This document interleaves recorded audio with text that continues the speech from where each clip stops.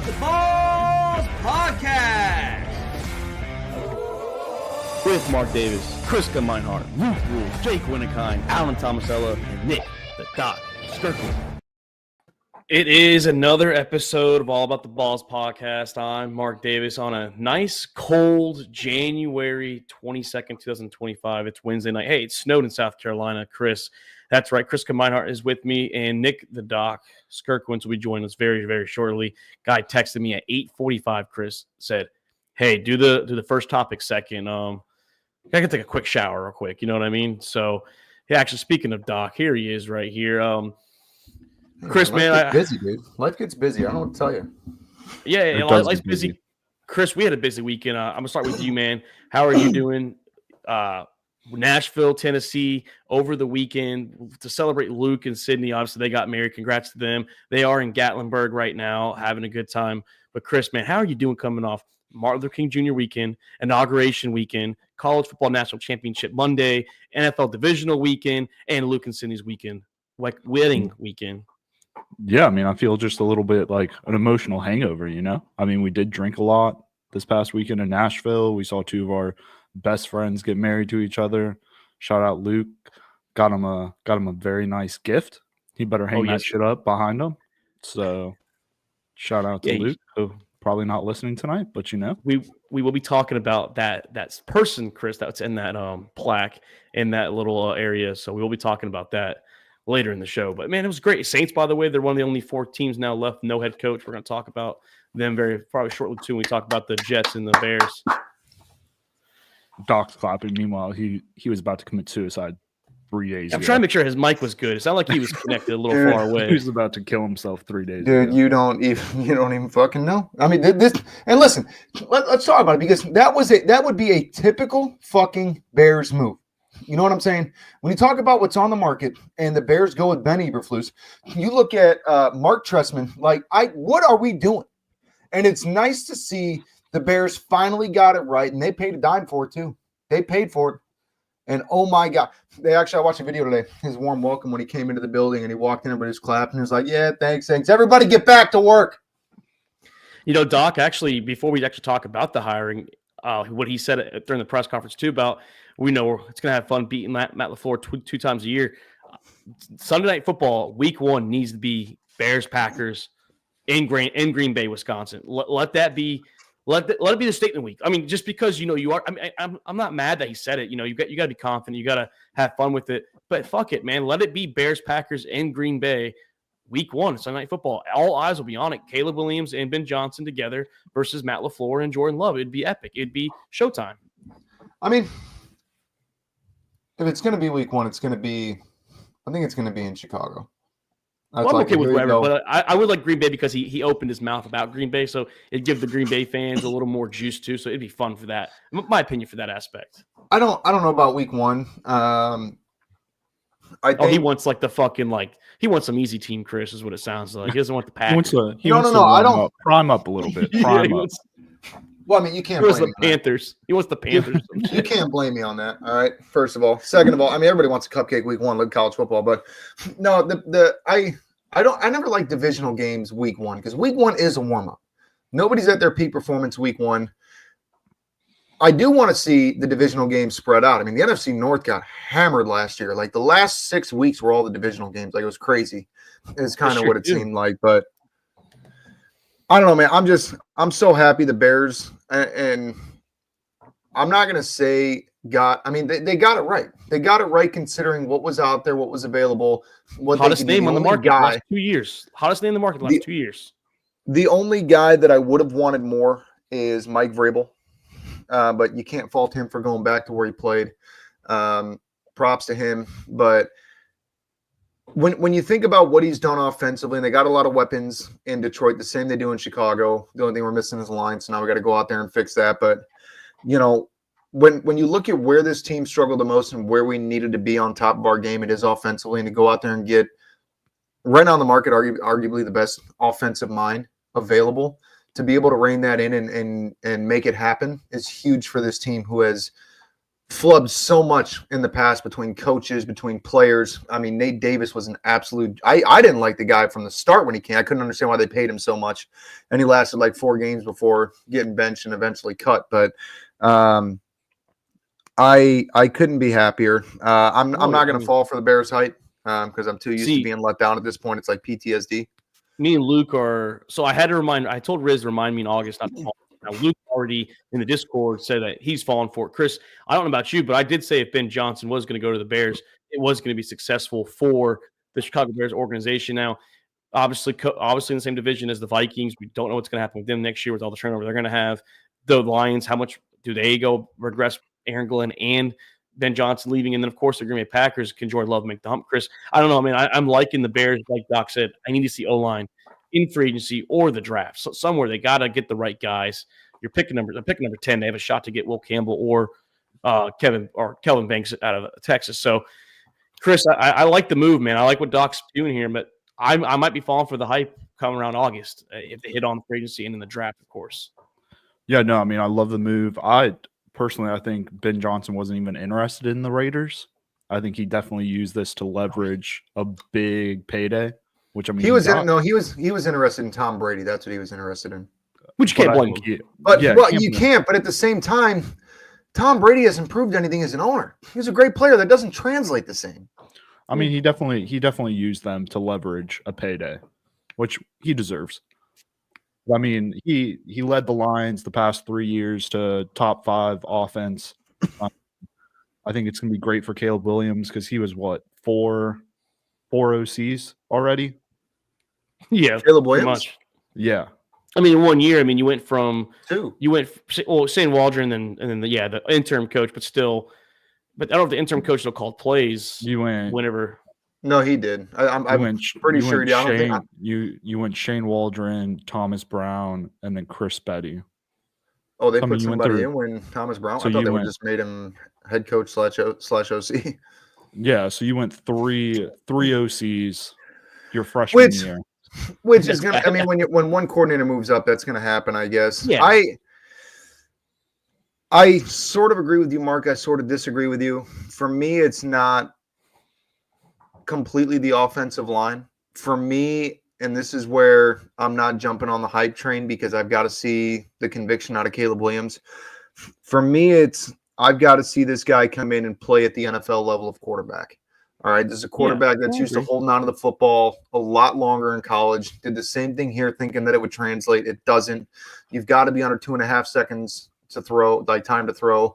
And I want to see that Ben Johnson's going to come out. And because even with an offensive line, you can hold the ball for 3, 4, 5 seconds. Eventually the pressure's going to get to you. So I want to see Caleb move past that first target if it's not that first target if it's not open, be able to scan the field, see the open man, maybe hit the check down a little bit more, maybe incorporate a check down a little bit more because you see how well it works between Jahmyr Gibbs and David Montgomery. Well, that's what I was going to say too, Doc, was can Ben Johnson get the same success that he got from Jahmyr Gibbs and David Montgomery from guys like Roschon Johnson and DeAndre Swift? Now, I think Jahmyr Gibbs and David Montgomery are better than that duo, but can Ben Johnson get some success out of that? Or do they bring in a running back somewhere in the draft? There's a pretty heavy running back draft. He could even get a running back that he likes and they're in the middle rounds too.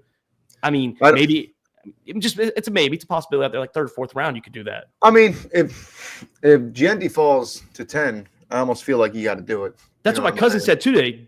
My cousin Dylan said Genty number 10 would be great. I was like, man, I don't think the Bears necessarily need a running back that puts them over the top yet. I mean, with such a heavy running back class, you can get Dylan Sampson in the 2nd or 3rd round. Everybody, listen, I've seen a lot this year talking about how Rome Odunze is a bust. And I'm like, dude was a slot receiver playing with a future Hall of Famer and a guy that can still make his case for the Hall of Fame and still was a 1,300-yard receiver last year in DJ Moore, all right? And Rome still came out 600-700 yards, made some great catches. If the throws are on, Rome's going to come down with the ball, all right? So I think that, like, a solid running back that could come out young, fresh, could absolutely change the offense, open up the play action because, you've got to threaten the backfield. The problem is DeAndre Swift got off to such a slow start because Shane Waldron wasn't using him right or really at all. So you kind of knew it was coming. You're either going to stuff the runner or you're looking past. Like Caleb Williams was throwing way too much early on in the season. The team approached him and said they needed to change it up.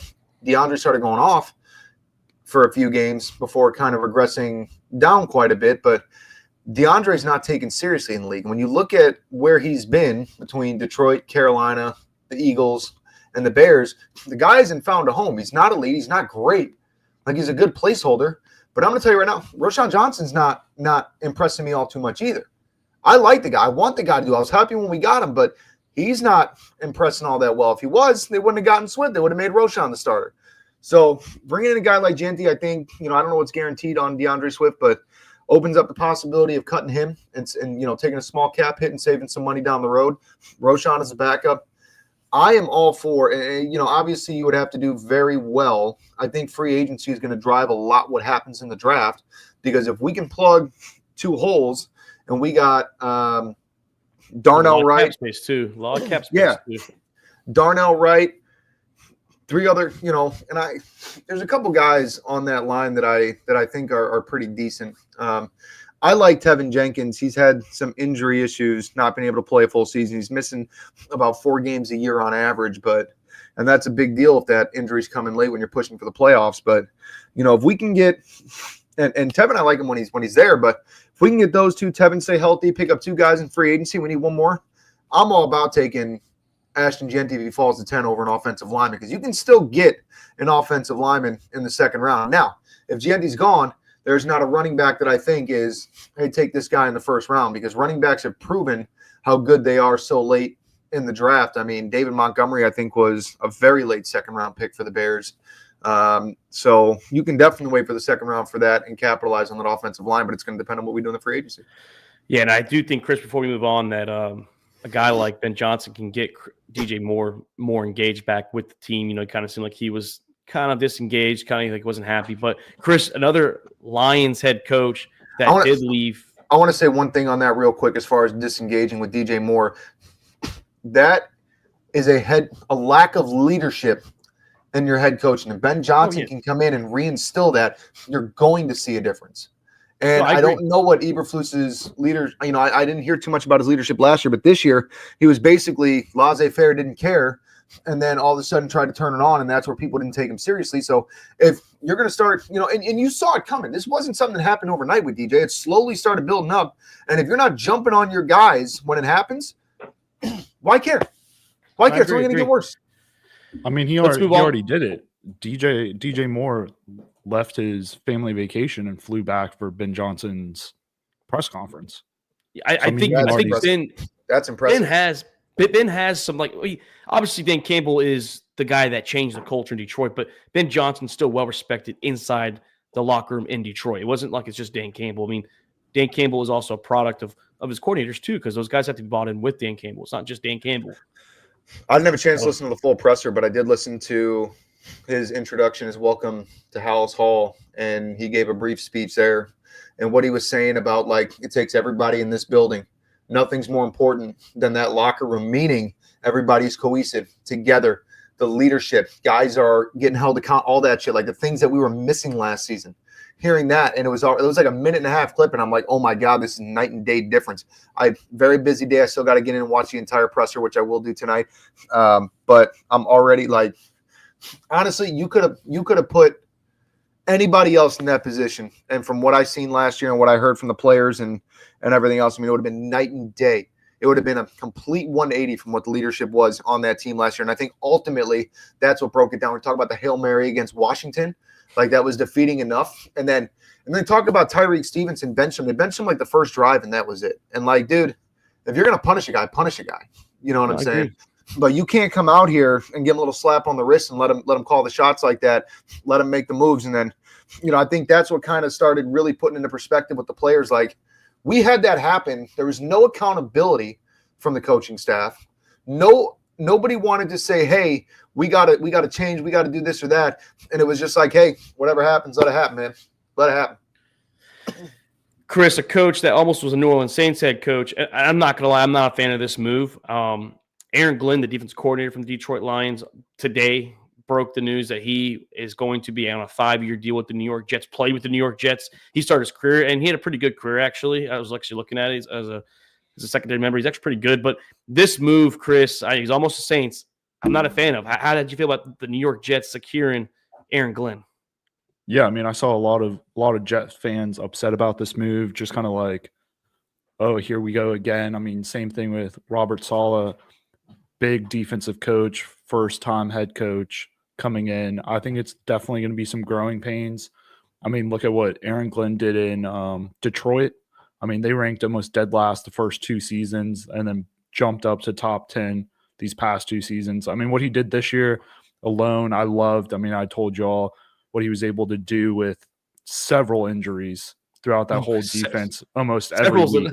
Several's an understatement. If you ask, yeah, like I don't even know.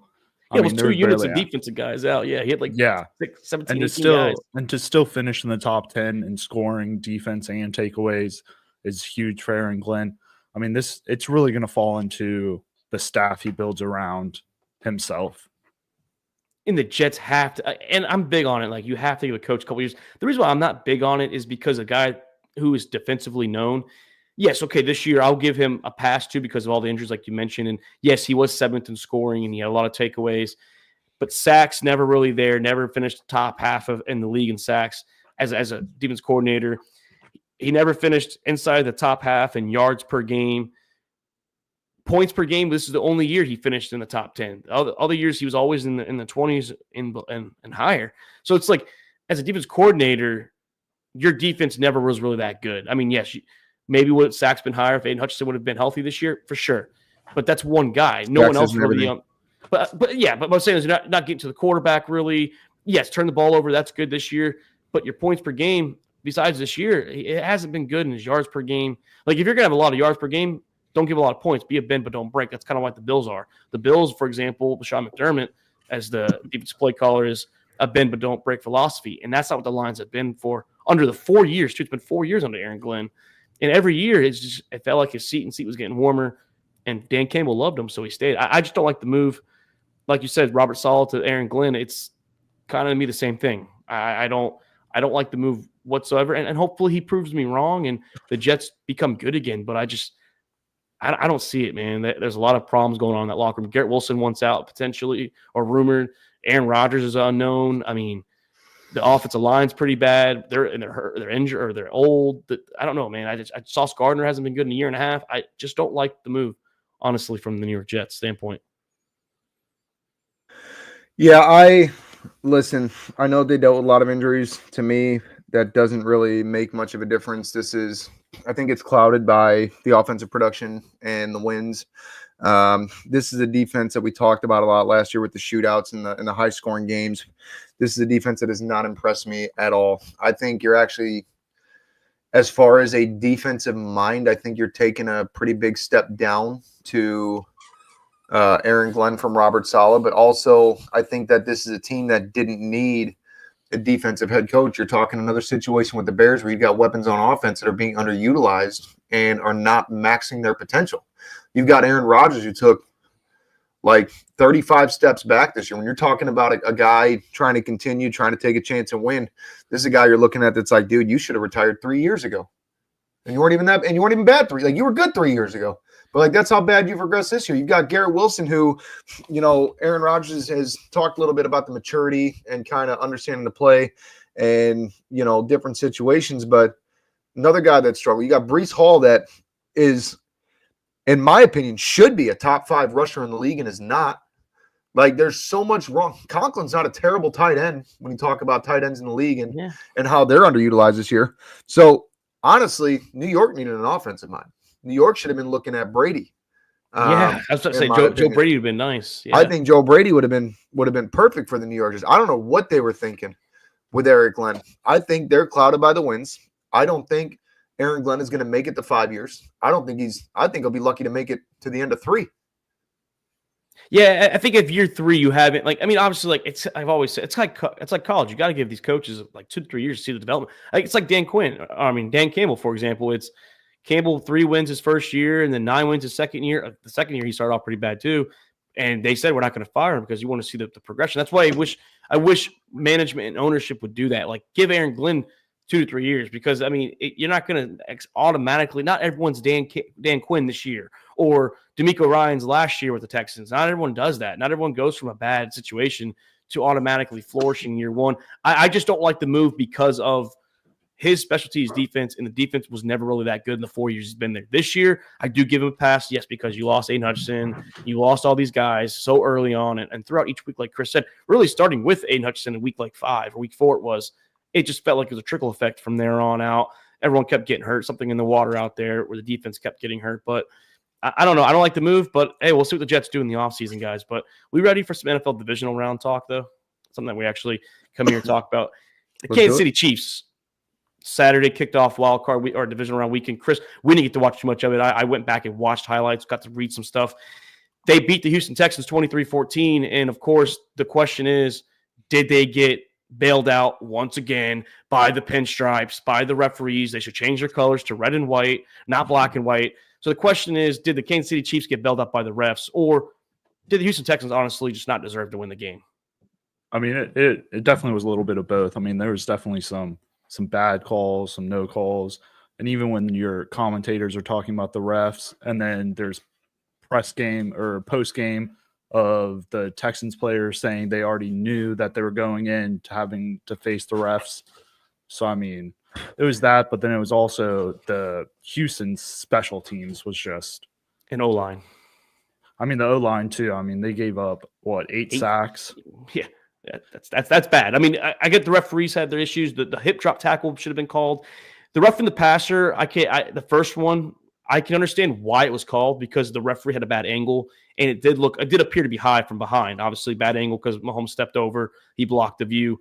It obviously wasn't. And in the second one where he scrambled around and both guys sandwiched him, it did look like a forearm could have been the reason why, because the forearm goes into the helmet no matter what. That is unnecessary roughness. Now, I'm not sure if that's why it was called. I didn't hear if that was the reason why it was called.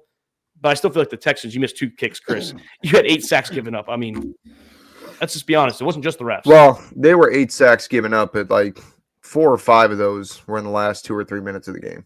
Because I remembered seeing at one point towards the end of the game that I think there were 4 sacks against, and then I turned my head, looked back, and all of a sudden it said 8. Yeah, I mean, I mean, it matters at the end of the game, but there were definitely calls. Portnoy even had a couple videos talking about it. Like, did you see the out of bounds, the LeBron flop that Mahomes did? No, they didn't. They didn't. He tried. The roughing the passer. The problem with the roughing the passer, or the unnecessary roughness rather, was not the. It wasn't whether or not it was a penalty. It was the fact that you could call something when a guy is refusing to give himself up and then try to slide last second when tackles are in motion. When tackles are in motion, nothing you can do about it. If you're in motion to go low or to go midsection, and then all of a sudden he decides just going to fall down and get hit in the head, that's on him. We saw the same thing. You remember the Caleb Williams? That man got folded in half on the sideline. Yeah, and even I said, fuck around, find out, dude. You were going out of bounds and trying to cut back in. That's a stupid move. Like, give yourself up the way he was scrambling. That's on him. That's not a penalty. That was one of the weakest penalties I've seen all year. And I think the problem too with the referees is, Chris, before you jump in, is that they call them in the biggest moments, or they don't call it in the biggest moments because the Chiefs. It bails the Chiefs out. That's the problem. It's not the fact that they'll be like, okay, well, wow, the Chiefs had 5 penalties compared to your 6. So pretty even. But it's like, okay, well, the Chiefs could have had 2 more that were crucial situations. But how many of those were on 3rd and 15 that resulted in first down? Shit like that. You know what I'm saying? How many got them into field goal range? No, were you gonna say, Chris, though? I was just gonna say, I mean, it was just there was like a compliment, whatever fucking video. Compilation, yeah. Big words. Yeah, your Army, I get it. Yeah, big words. I'm from the South. But like, they showed all the videos of all these quarterbacks getting hit last weekend and not getting called. I mean, there's that one on Jared Goff where he got fucking laid out. Yeah, but that one was, because that was on the interception where he was trying to make a tackle. The guy was the linebacker was following his secondary guy and laid out him because Jared Goff was coming towards him. That's a clean. That wasn't a blindside The point block for me, though, the point for me, though, is that same one that was called on Mahomes, if that's on anybody else, they're telling you he didn't give himself up. He should have gave himself up. That's a problem. And honestly, it's like you said in the big moments, and it's a consistency of it happening that way all year long. And this weekend, I will be loud if the referees are a problem because, I want Josh Poo to win. So it's like, if Josh Allen never losing, now they haven't lost in the past, in my opinion, to the refs. The Bills have. They've lost because of other scenarios. Josh Allen can't hold on to can't avoid the turnover. No, actually, playoffs. Josh Allen is actually the best touchdown interception ratio in all time. Is he? Well, yes, I'm talking about against the Chiefs. No, against the Chiefs, he's actually pretty. I thought last year or the year before, it might have been 23. I thought it was pretty rough in the game between them. Last year was the two drops from the receivers, Stephon Diggs, and I believe it was Shakir as well. And then 2021 was the 13 seconds where he scored with 13 seconds. What do you want to do? 2020 AFC Championship, I don't really recall as much. He did. I think that was a true game. He actually did get outdueled by Mahomes. But yeah, Chris, we didn't get to watch too much of it. But when I went back and watched, it's like, okay, I get it. The refs kind of sucked, but I don't believe that was the end all be all for this game. I believe the Texans honestly just didn't deserve it. And at the same time, it was the refs a little bit. Don't get me wrong, but Houston, they were playing with fire all year, and they got burnt this year. They finally got burnt when it mattered. I just don't think Houston belonged in general. Houston been getting burnt all year. Yeah. But, Chris, a game that we were able to finally watch, and that was the Buffalo Bills as they got to advance on Saturday. It's starting at 6:30 p.m. against the Baltimore Ravens, a battle of two 2018 NFL quarterback classes, or two NFL quarterbacks in the same draft class. They won 27-25, and, man, what a game it was. It was honestly 21-10 at the half, and then here it goes. Lamar Jackson, two bad turnovers, don't get me wrong, in the first half, the interception, terrible interception, that fumble, tried doing too much in the slick weather. And then, yes, he tried digging himself out of that hole that he dug. Mark Andrews' fourth quarter fumble. Mark Andrews' fourth quarter dropped. Two-point conversion. The question, guys, is who should get the blame? Is it Mark Andrews? Is it Lamar Jackson? Who should it be? I mean, listen, no game is singularly defined by 1 point, in my opinion. Okay. And I know I keep referencing the Bears because that's, obviously all I know is pain and suffering, but also it's what I watch the most. But when you talk about the double doink, right, that's not on the kicker. Yeah, the kicker could have won it, but also our offense or our team that year should not have been in a one-score game like that. Yeah. Mark Andrews definitely fucked him. But at the end of the day, neither quarterback played exceptionally well. Neither offense played. The run game for Baltimore was pretty solid, but this was Lamar played great. Lamar played great in the second half. Second half, he actually played really good. I didn't get to see the game, so I'm not going to comment specifically other than the couple highlights that I saw. Yeah. But I just know at one point I was looking at the stats, and it was later in the game, and it was like Lamar had 115 yards, Josh had 87, and I'm like, it's the mid third quarter or late third quarter or some shit. I don't remember when it was. And I was like, this game's off to a very slow start, which is good for the defenses, but if you want to sit here and say the Ravens are out because of Mark Andrews, dude, you got a lot of stuff to look at. There's a lot. You got to look at penalties. Where did stuff cost you? Missed field goals. There's so much. I don't know what actually happened. I was out at dinner. I didn't get to watch one, but there's more that happens in the game that allows you to be in a position where that one thing fucks you. I don't know about you, Chris, but the way I feel is Mark Andrews is going to get the blame because the last two big impactful things was the drop. The fumble where he was going east to west rather than north to south in the fourth quarter when they were driving, and then of course the 2-point conversion. So it was the last thing you remember. So of course about the fumble. He had the chance to tie the game, not necessarily win it, but tie the game. But Lamar stuff happened early, so it's easier to overcome the early costly turnovers. I believe they're about even. I believe it's 50-50 for the two of them because, like Lamar said, we turn the ball over. We can't fucking do that. Lamar took fault for that, and that's somehow the playoffs. The Ravens do the Ravens stuff. They turn the ball over in the playoff games. And that's the credit to Josh Allen is he took what the defense gave him. He took what the weather gave him. He did short passes and running the ball with James Cook and himself. So Josh Allen might have not looked like Superman, but he didn't look like a joker either. He looked like a guy that deserved to be there. He managed the game well. I know what he's not doing. That's scoring 2 touchdowns in one play because he's not playing against me in fantasy. I don't know, Chris, how you feel about that, though. No, I mean, I think you're right. Lamar definitely put them behind. I mean, even put some blame on the defense in that first half. I mean, the defense wasn't playing that great. They had to dig themselves out of a hole. Then they came out. The defense played great the second half. And then Mark Andrews with his 2 costly mistakes. I mean, the blame goes all around that team. And you're without Zay Flowers in that game, which hurts. And Jake said, well, does Zay Flowers play in the Super Bowl? I was like, well, I think he should play against the Chiefs. He's like, well, do you need him against the Chiefs? I'm like, well, you need him against the Bills. I mean, so yeah, you would have needed him against the Chiefs because now the thing with Lamar was he finished 18 of 25 for 250 plus and 2 touchdowns. Yes, he did finish better than I remembered. He played good in the second half, and and I'm not going to blame Lamar. Like I'm not going to say okay, like Lamar the first couple playoff games he had in his career, yeah, he looked pitiful.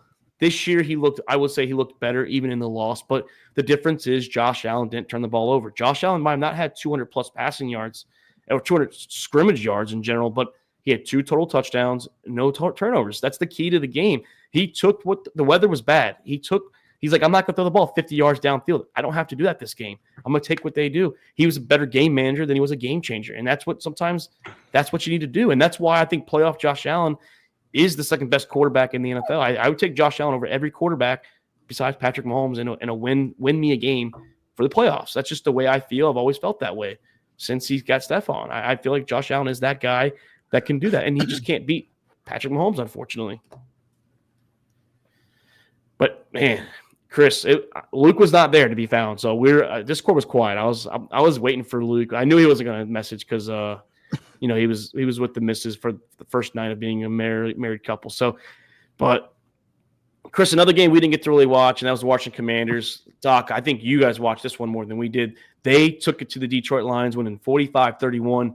And Ben Johnson had a lot of creative, cute plays, but in the fourth quarter, down 10 points or whatever it was, you throw a wide receiver pass for Jameson Williams. So, Doc, was it more the Detroit Lions blowing it, or was it more the Washington Commanders actually just strictly taking this game with conviction?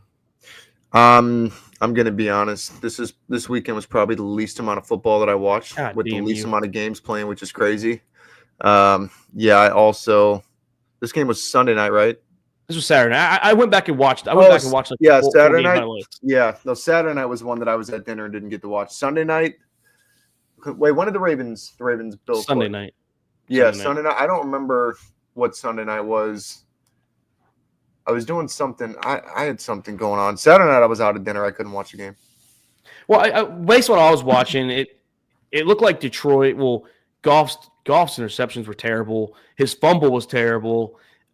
And then Jaden Daniels, credit to him. He just like he did better than Josh Allen, but like Josh Allen, he took advantage of the turnovers, and he was a difference maker. Jaden Daniels has been the guy, and he could be the first rookie quarterback to start in the Super Bowl. Well, we'll talk about that one tomorrow night. But unlike the Detroit Lions, and especially with all the injuries, like we mentioned, they can't afford to turn the ball over. They can't afford to give up opportunities to score because they have to score almost nearly every drive. I mean, Jahmyr Gibbs was playing the lights out. I don't know what happened, why they stopped going to him so much, how they got behind. But the turnovers was what killed Detroit. And did Ben Johnson try and get too cute? Did Jared Goff just look bad? I thought it was more Jared Goff looked bad. Yeah, the one Ben Johnson play where Jameson threw the ball, I didn't like that. You're down 10 points. Why the hell are you throwing a wide receiver pass? In the fourth quarter, down 10 points, and you're trying creative shit. Because if it doesn't work, you're shit. If it works, you're a genius. But you're trying to throw shit that people aren't expecting. It's like if you're the coach, they're like, they're not doing a wide receiver pass down 10. And guess what? You do it. Now you got a man open. Yeah, it's just at that point, I would rather trust Jared Goff. I'd rather trust Jahmyr Gibbs to run the ball. And then Goff, just the interceptions. One was and Tom Brady broke it down during the game. He had Sam Laporta for a first down underneath, but he wanted to get cute and try and throw a tough pass to Tim Patrick where he overthrew him. The touchdown, the interception in the end zone was very underthrown, very thrown late too. And then the fumble, he got hit from behind and just coughed it up like it was like he had literally water all over his hands. And he just slipped out of his hands. Well, this is what's long been a problem under this great offense in Detroit. Is this offense is electric? It can put points up, but the defense can't keep up. Again, why I'm shocked that Aaron Glenn is going to get a head coaching job for the Jets.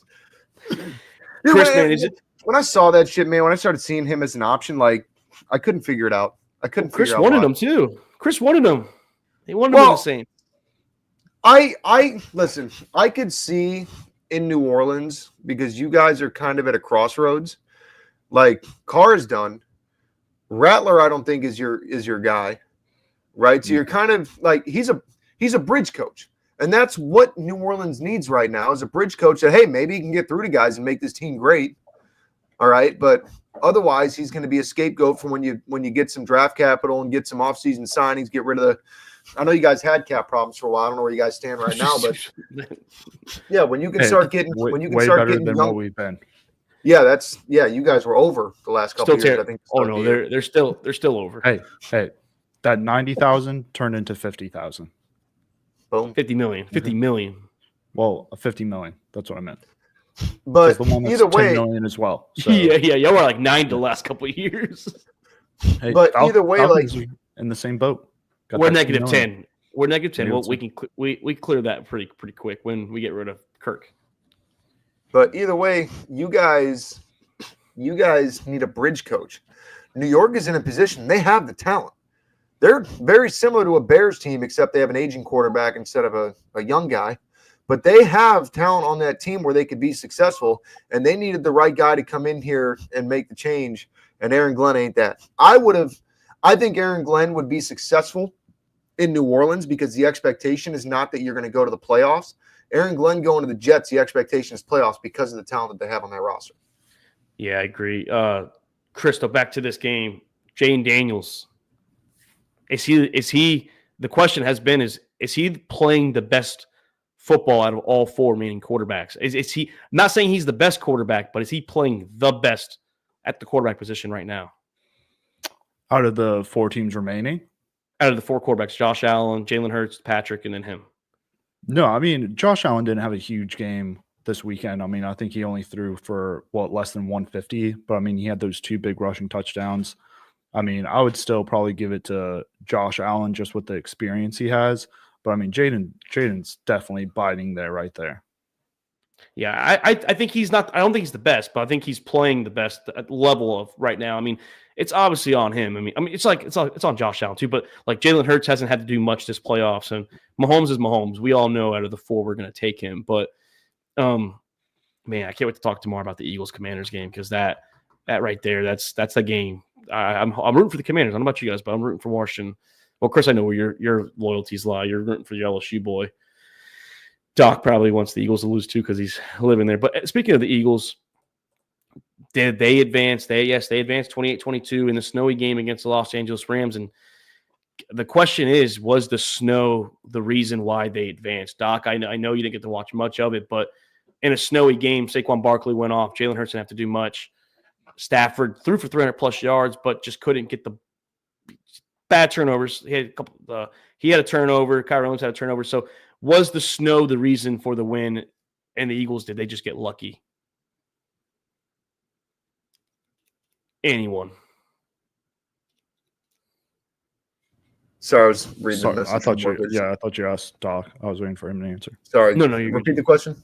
Was the snow the reason why the Eagles just survived? I mean, they won 28-22. They almost blew it up 13 with like 4 minutes left, 4:40 left, and almost blew it. Stafford had a chance to take them down there and lead them with terrible throw on 4th down. I don't know where he was throwing it. Looked like he was throwing to the fucking referee in the corner for some reason. But was the snow the reason why they won? Because, like I said, Barkley was the reason. It was all Barkley. No, I mean, I don't know that the snow was the reason. Here's the thing about the Eagles. All right, Jalen Hurts started out way up here, and now Jalen Hurts is really only worth a tush push. Okay, a tush push and the occasional A.J. Brown and Devontae Smith bomb. I think their reason they're just great game managers. They are phenomenal game managers. I've never seen a team so consistently be able to run a 12-minute drive and completely eliminate a quarter, score on a 1-yard tush push, and then all that time is you literally come out and you're like, cool, 15 minutes to go. And then next thing you know, Eagles are lining up for a field goal on 4th and 2, only to turn around into a first down with 36 seconds to go because they took 15 and a half or 14 and a half minutes off the clock already. That's why the Eagles are successful. The Eagles, Barkley is great. The receivers are great. Jalen Hurts has been very questionable, in my opinion, the last couple of years. And honestly, when you look back, especially in like fantasy points and shit, like Jalen Hurts, you take out the rushing touchdowns, he ain't really worth all that much. All right, because he's not even when he gets down there. He gets the short yards again, and that's what extends the ball, extends the drive. But this team can come in here and go, hey, we're up 10-7. We got to make this a 30-minute drive and take the whole half, and they'll fucking do it. They will. No, they will. Chris, I know we're going to talk about tomorrow, but is Jalen Hurts a problem? Like, is he going to be the Eagles' own problem potentially down the road? I mean, I don't think so. I mean, he's doing what he has to. He's keeping his head down. I mean, I think it might be like A.J. Brown, the weapons around him, and then the head coach. I mean, yeah, I just Sirianni's a fucking tool. And he saved really his job did. once again. Yeah, I believe if they would have lost that kick, you'd up 13 with 4:40 left. If you would have blown that, he would have been answering some questions. But yeah, I do think though that back to the question, I think if it was a pretty like a good field and it wasn't snowy, pretty good weather, I think that the Rams would have hung in there. I think they actually would have be able to beat the Eagles. I think them not. I think and maybe that's just bad planning. You knew it was going to be bad weather, so maybe they just weren't as prepared as the Eagles. But I believe if it was clear weather, the Rams can take that game easily. I mean, like I said, they lost by 6, and the Eagles played their game plan, and the Rams couldn't play. Nakua wasn't really involved that much. Cooper Kupp was never. He hasn't been involved in weeks. Don't know what's going on with him. So, and like I said, the 2 turnovers in the snow, 2 fumbles. All right, guys, last topic of the day. It's the Ohio State Buckeyes. They are the national champions. They were the first 4 team in that era. Now they're also the first 12-team era team. So, guys, how do we feel about the Ohio State Buckeyes winning this year? Remember, they were the 8th seed overall in this year's 12-man bracket. I did watch a good bit of this game, and I can say with absolute certainty, I didn't give a shit who won. They're both fucking dog shit teams. I mean, Ohio State's not a dog shit team. I just hate both the teams. I have long disagreed with Notre Dame because they play cupcakes for the better part of their year. Listen, I'm sorry. Stanford, Boston College, Massachusetts are not competition. They play Miami next year, week 1. Well, we'll see. We'll see what happens. I do like what Marcus Freeman is doing there, though. I mean, Marcus Freeman has been turning some heads. He had a very rough start to his first season last year. Ohio State is just a juggernaut. I fucking hate them for obvious reasons, but I don't care. I hate both those teams. I hate Ohio State more though. Well, with all the adversity, Chris, especially late in the season, losing to Michigan for the 4th year in a row, and then going in there, you have to go beat Tennessee, a really good defense. Then you had to go beat Oregon, who obviously was 13-0, the only unbeaten team. They beat Texas, one of the best defenses in football, and it was a pretty close game. And then, of course, Jack Sawyer his fumble 6, and then they go beat Notre Dame, who's one of the top defenses. I believe it was a great run of teams they had to beat. They beat powerhouses. They beat really good teams this year. They deserved it, but, man, it sucks because they were an 8 seed. I mean, I guess if we do the 4-man, which we can't do anymore, yeah, they wouldn't have been in. But I think they deserved it. And I said before the season started, they were going to win the national championship. I had them over Georgia, but they beat the Notre Dame Fighting Irish. I like to say I called that one a little bit. Yeah, I mean, it easily explained what how to say this, what it's going to. So, I mean, Ohio spent money in NIL this offseason. They ended up winning. You could see the talent that they had on their team.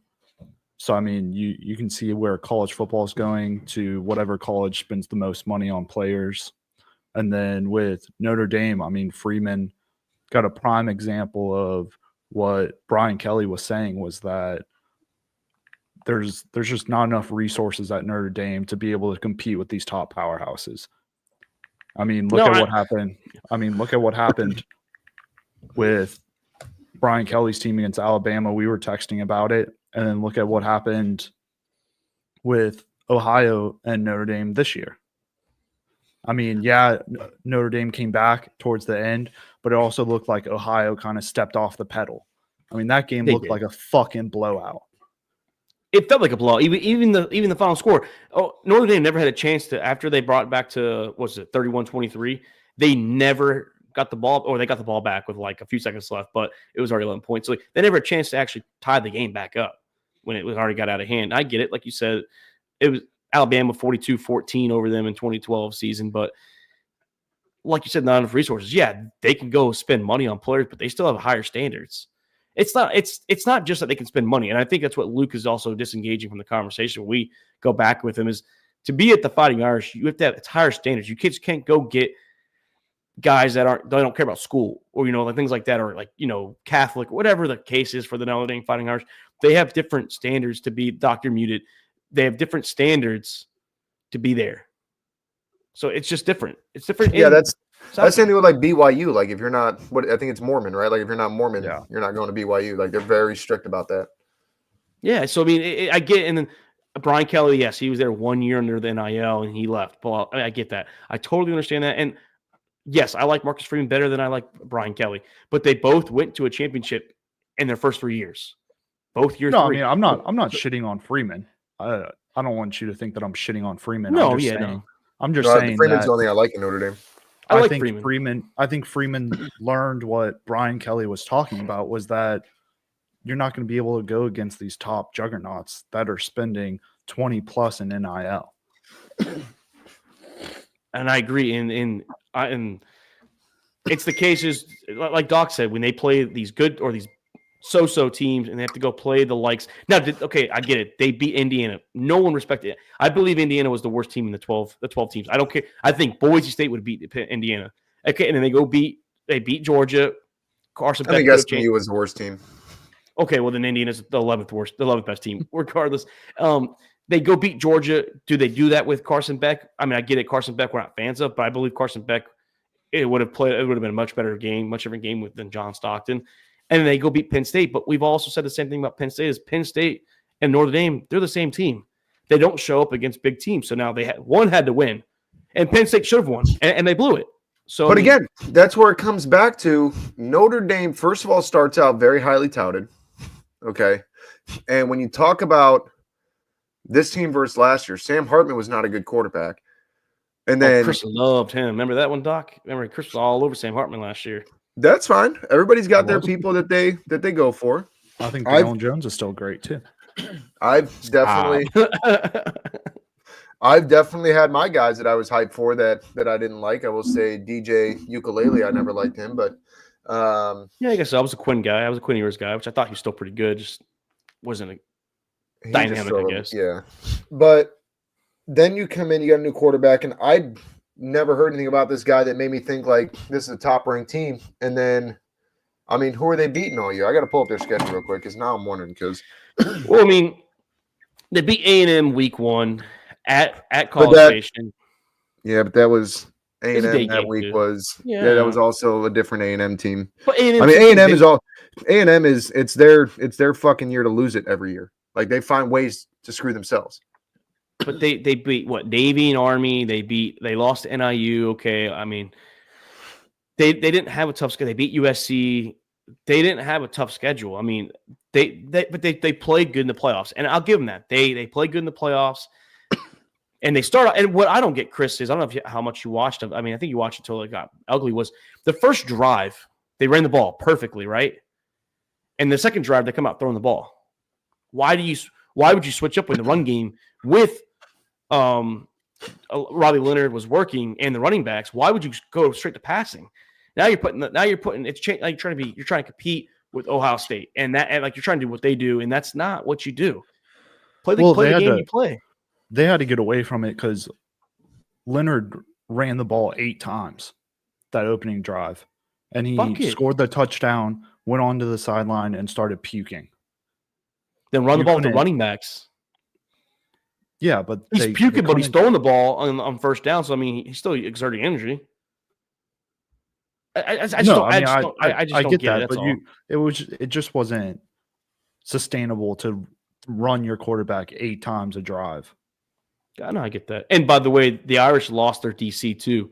Golden went to the pros. He's now a Bengals defense coordinator. So that's going to be a change. And they're losing some guys in the transfer portal too. A couple of guys actually played some key games this year. Bengals need a defensive coordinator, a damn good one too. Well, their DC went to the Colts. But I want to go back real quick. I want to go back real quick. I don't know how the DC from Cincinnati even got a job, but I digress. He's been good most of his career. He's been pretty good, actually. But let's talk about the Fighting Irish since we're talking about who they're playing, right? They lost Northern Illinois. All right, everybody's got their bad game. All right, so we'll chalk that one up. They beat a USC team that came in highly ranked and quickly overranked because they fell off very early. Terrible season by them. They beat an Army team, probably the only team ranked that played less than they did. Okay.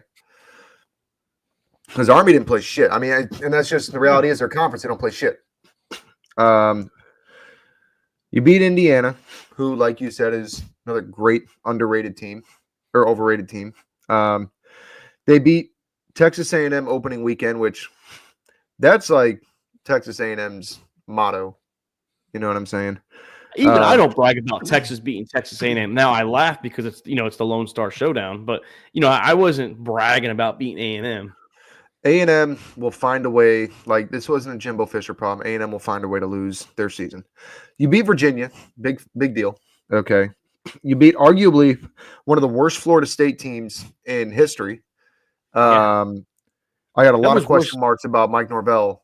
That Florida State team was worse than any Willie Taggart Florida State team. Well, and listen, I'm going to say I got a lot of question marks about Mike Norvell. I was obviously very happy last year, but I'm looking this year and I'm like, this wasn't just a quarterback problem. There's a lot more than a quarterback issue on this team this year, and I think that it just got deflated after week 2 where the whole team just stopped giving a fuck. You beat Stanford. Stanford was good for CMC, and that's about it. Yeah, that's about it. You beat Navy. Navy's right up there with Army. All right. Same. You beat Louisville. That's I can put some respect on that. Yeah. Like, as far as what you've played, like that and Texas A&M are probably your best competition all fucking year, aside from the playoffs. Okay. And you beat Miami of Ohio. Who? Yeah, exactly. You beat Purdue, who, if I'm not mistaken, is like the second or third worst, like lowest ranked team in the country. All right. Yep, they were. Like, you haven't fucking played no one. You got a ranked Louisville team that you won, a ranked Texas A&M team that you won. All right. You're talking like week 1 Texas A&M is like week 1 through 3 Joe Burrow. Okay, like that's how night and day it is when Texas A&M finally wakes up until they choke late. And then you beat a ranked Army and Navy team, which that's not a powerhouse because they're academies. Like, they're not recruiting that way. You got lucky. Like, you recruited a high school kid that is more sold on serving his country than playing professional football, and that's why you got what you got. All right. But you didn't play nobody. One of your best opponents all year is Northern Illinois, and you lost. No, yeah. I'm just kidding. That's not one of their best opponents. But you still lost. Northern Illinois. I'm not a fan of them either, Doc. It's just the way it goes. But I guess we'll see next year too how it goes if they make any changes. They'll start top 10. Well, I mean, yeah, we've already seen the potential early. I don't think Freeman's going nowhere because he got this close. I think he's going to try to build on it for a year or two. I think they extended him too, if I'm not mistaken. I'm not sure, but I think that's all that they extended him. But Doc, tomorrow night, man, I know Chris had a sign off, or something came up. So tomorrow night, I'm hoping we get everyone here. I know Jake was trying to get in here, but tomorrow, man, it's gonna be a short episode. We have just conference championship, unless something happens, some hirees, something happens, but. Tomorrow night, man, we're going to preview the Bills and the Ravens. I'm sorry, the Bills and the Chiefs and the Commanders and the Eagles. Talking about Ravens this late in the playoffs. What's the matter with you? No. Well, last year they were this far. Playoff Lamar back, baby. But you know what? The regular season, Lamar carried my team in fantasy, so I ain't upset. No, I don't think Lamar played. I mean, yes, he had the 2 turnovers early on. Like I said, outside that, he played pretty good against the Bills. It's just he did. He did. It is, but I mean, he's part of the reason why they lost. They also didn't utilize the run game like they have been all year. This is where we talked about last year with the Cowboys when you changed the game plan. And I was just talking to Cody about it. I don't remember what I said to him, but we were basically talking about it, and it was like when you change the game plan for one game, you're going to see the difference in the results. Yeah, he was talking about the Notre Dame and give the ball to your star running back 4 times. And I said, when you change the game plan, change the outcome. And it's never for the better. We've seen that so many times where teams come out here and feel like they got to attack in a different way or play a defense in a different way. If the shit has worked for you all year and you've played quality opponents, all right. Listen, I don't think Notre Dame played like absolute shit. There was a late run that kind of brought them back into the game. It was rough until like the fourth quarter. They played like shit the fourth quarter. Yeah. They had that opening drive and then played like dog shit until the fourth quarter. But when you change the game plan, when you take away what you've been doing all year long and you know, tried and true, and you change that up, you're rewriting the playbook, man, and nobody's practicing it. No, I agree, man. That's why I was telling Chris too. But Doc, tomorrow night, like I said, we're going to preview the conference championship weekend. We will have plenty to talk about. We're going to have a lot of college to talk about because we have college kids that are coming to the NFL. So we will be previewing some of these kids that are coming up hopefully this summer or this spring. But Doc, man, great episode tonight. Can't wait to be back here tomorrow night. Go Bills, man. I said it. I want Bills Commanders. Not sure about you, but I do want Buffalo and I do want Washington. I think it'd be a lot better for the rest of us that don't have a team in the playoffs. It'd be fun to watch. But I'm Mark Davis. That's Nick Doc Skirkwins. Chris Kamar had to sign out. See you guys tomorrow night and have a great night.